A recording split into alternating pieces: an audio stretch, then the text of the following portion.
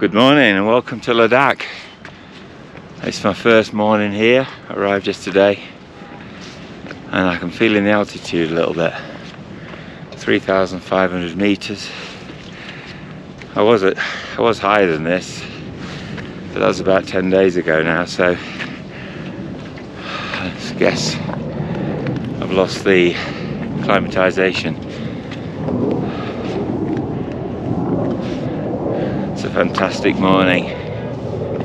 I haven't been here since 1992, so 34 years, and I'm happy to say it's still a charming place. Obviously it's grown, everywhere it has, spread in all directions, but it's still a charming place, set in amongst all these poplar trees. Loads of monasteries, stupas, prayer flags. Just come up to this monastery just above town. Last time I was here everything was covered in snow, so couldn't get everywhere easily. So it's like I'm discovering it for the first time, which is fantastic. It really is a spectacular place. Very dry. It's north of the Himalayas, so it doesn't get as much rain. It's in the rain shadow of the Himalayas, doesn't get as much rain as south side, Himachal Pradesh, Uttarakhand.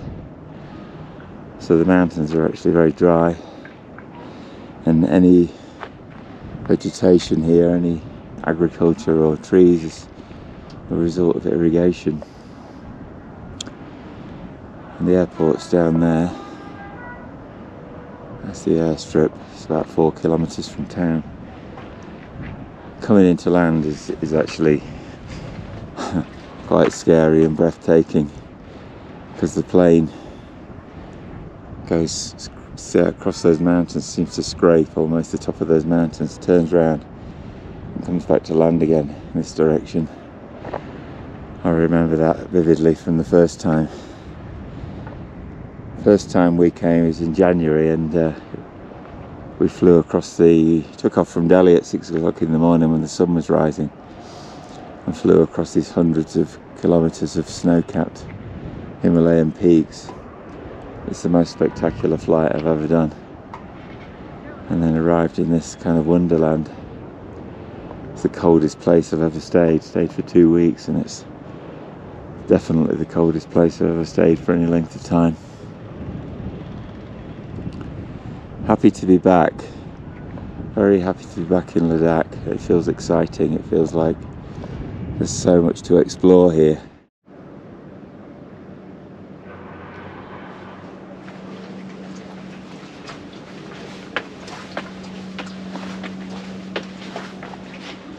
Such an ancient feel about it, this place.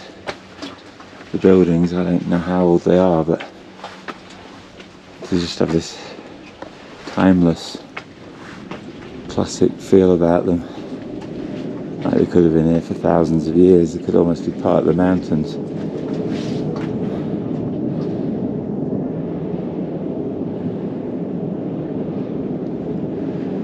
This monastery's been built onto this granite outcrop. I think it's granite. It's black, dark black granite.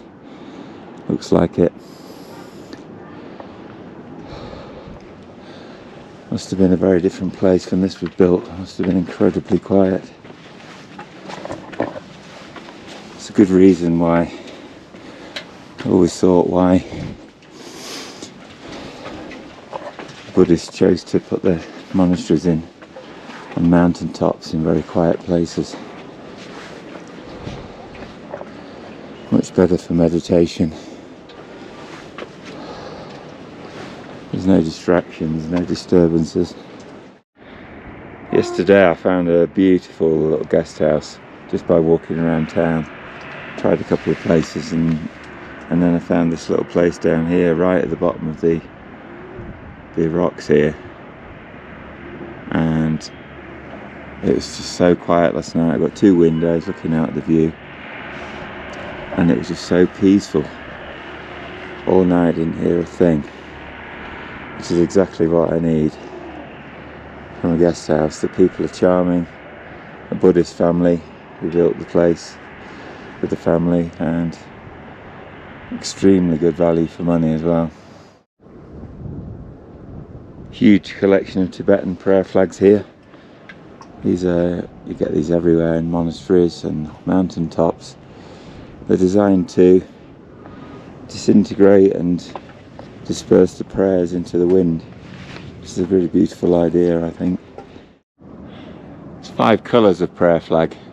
Red is fire, white is clouds, blue is the air or sky, yellow is the earth, and green is water, which I always find interesting because they've chosen yellow for earth, but the earth is more yellow colour here. If that was in England, it would be brown for earth and green for water rather than blue, which must mean that the water looks more green to them than it does. We always choose blue for water. Fire is the same, and clouds is an interesting addition. Obviously in Tibet that was obviously a meaningful thing to have clouds, so I've included that on the prayer flags. Okay, so Sema Monastery was built by King Tashi Namgyal around 1430, in the early years of the 15th century, I think it says. Buddhist, it's one of the most significant Buddhist shrines in Ladakh. While the main structure of the Gompas is in ruins as of today, one of the main attractions of this monastery is a solid gold plated idol of Maitreya Buddha, which has a height equivalent to 3 stories. Perched atop a mountain behind the lay palace, the monastery offers unprecedented views of the surrounding countryside, including the Indus River and the Zanskar Ranges. Numerous beautiful idols of Manjushri and Avalokiteshvara, along with several ancient manuscripts and paintings inside the Gompa. I'm dropping down this dusty old path into Leh town. I'm going to get some breakfast. This looks like the old town of Leh here, and then the more modern town beyond. So I'm going to be exploring that after breakfast. It feels so good to be in this fresh mountain air. I can breathe properly. I was in Kathmandu for 5 nights and then Delhi for 1 night, which are 2 of the most polluted places. And I never really felt like I could breathe properly. Never felt like I wanted to take a full breath, but here definitely. This is fantastic air. Well, from this angle it's all very clear where the old town is. It's built at the bottom of this. This is called Leh Palace, and it's built around the bottom of this mountain, and then it's very clear where the new town starts. So it was a very small little town, I guess, back then, but it was such an important place on the trading routes between Tibet and India. This is the main bazaar of Leh. Last night it was buzzing. It seems to come alive at night when it's all lit up and everybody comes out to eat, shopping. Very attractive. These prayer flags flying overhead. Mountains in the background. A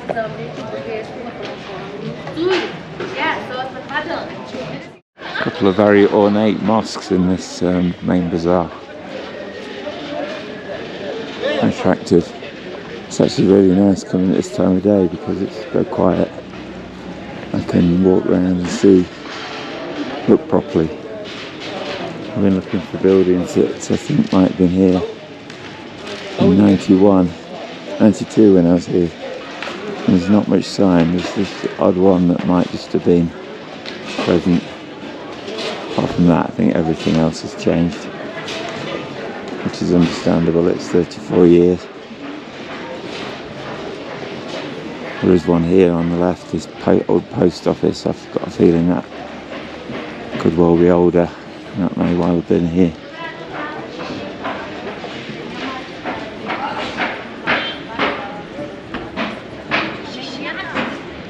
a post office. And there's also this old wooden building on the right here. That's a possibility. That looks old enough.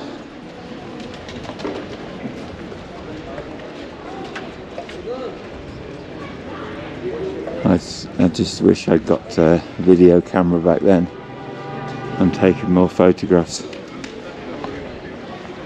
Back then, roll of 36 seemed a lot, and it would take a couple of weeks or 3 weeks to get through a roll of 36.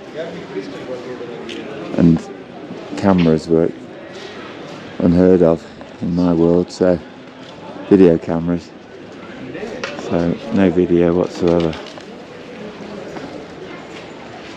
Just memories and a few photographs. I just stopped off here for breakfast. Nay has snacks since 1989. So there's a possibility that that was here. Well, it definitely was here. I don't recall it, but that would have been here. They've done a beautiful job of restoring inside. It's very nice. Went there for a masala dosa. Now on the hunt for a SIM card for my phone, because Ladakh has a separate system from the rest of India. Apparently for security reasons they have a different network. So I couldn't use my Indian SIM card. Or I couldn't get one in Delhi and use it here. So I'm on the search for one here. Well, that took about half an hour, and it's the right procedure for the retailer. You look at the passport, the visa, take a photograph. They have to register with something or other. Quite apart from actually sorting the SIM card out. They say it's for security reasons, because we're in the north of the country, close to China, but it's the same everywhere. It's the same in Kerala. It takes half an hour, the whole procedure. This is the other mosque in the market. Some beautiful woodwork. It's quite new actually, it's very new. Beautiful carving around the door and around this archway. A lot of wood used. Whole trees to make these pillars. It's very nice with carving at the top. That's exceptional.